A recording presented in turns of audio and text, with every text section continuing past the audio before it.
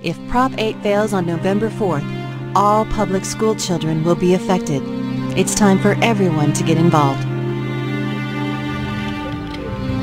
When you vote on protecting marriage this November, your vote will affect every family in your state, including yours. Hello, I'm Tony Perkins, President of the Family Research Council here in Washington, D.C. You may be asking yourself, how will same-sex marriage affect my family? Well, based on the evidence, everything changes when same-sex marriage becomes legal.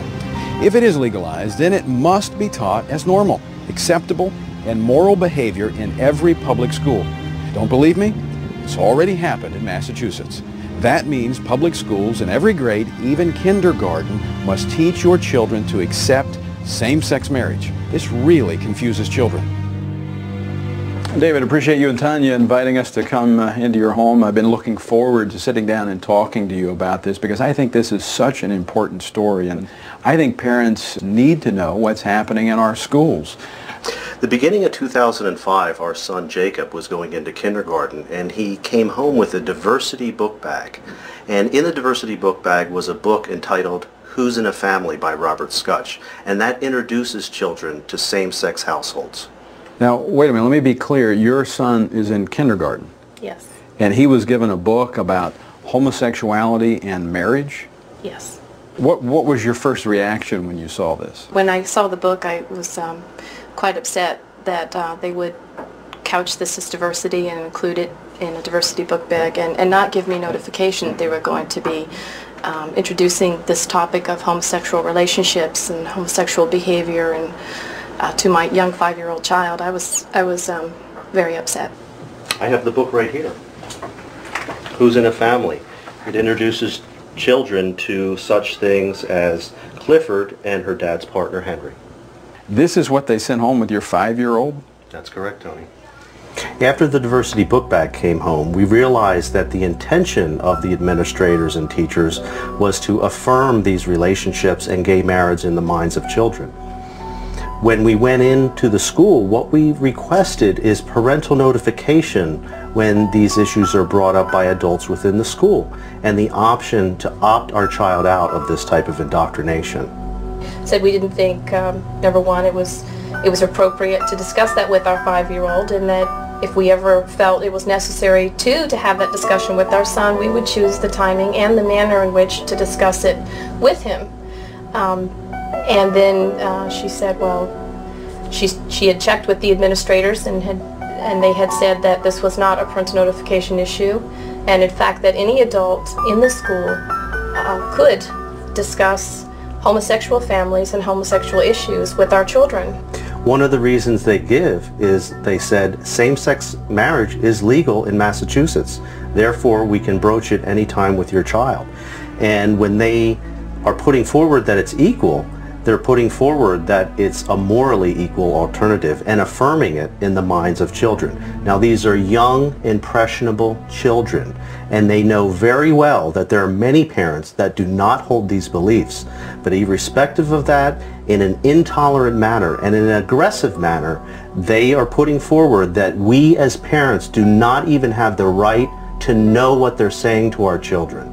So when she would not acknowledge our parental rights in this area, we then went to our Judeo-Christian beliefs and our faith and said, well, you wish to affirm homosexuality to our son. You're presenting that which is sin as though it is not to our son, and we cannot allow that.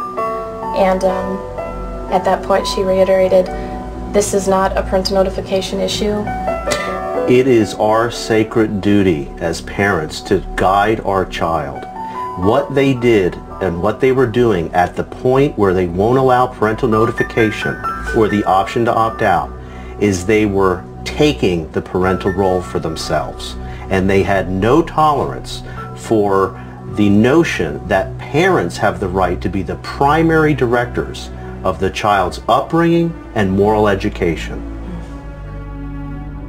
And I said, I'm prepared to sit here all night until I see some form of accommodation as a parent. To make a long story short, the accommodation they gave was to put me in handcuffs and send me to jail. I couldn't believe that they were willing to arrest my husband because my because my husband and I just want a parental notification. We want to raise our children to know God, and God has blessed us with the sacred responsibility to raise them for Him, to know Him, and to know His truth. I was willing to see how far this administration would go in denying us our rights and squashing parental rights. And they were willing to handcuff a father and send him to jail. It was a 6x8 cell, filthy. But, you know, I felt I didn't have a choice at that point in order to fulfill my role and duty as a father.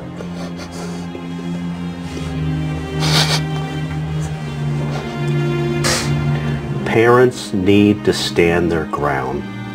If they intend to have a war over our parental rights, battling for the hearts, minds, and souls of our children, then let it begin here. Do you see the implications of same-sex marriage being legalized in your state? It affects every family and every child, including yours. Every household with children will find themselves dealing with same-sex marriage discussions with their kids. So, when you cast your vote this November, know the full implications of the legalization of same-sex marriage. It affects every family, including yours. So vote to protect marriage, because how you vote today affects your family tomorrow.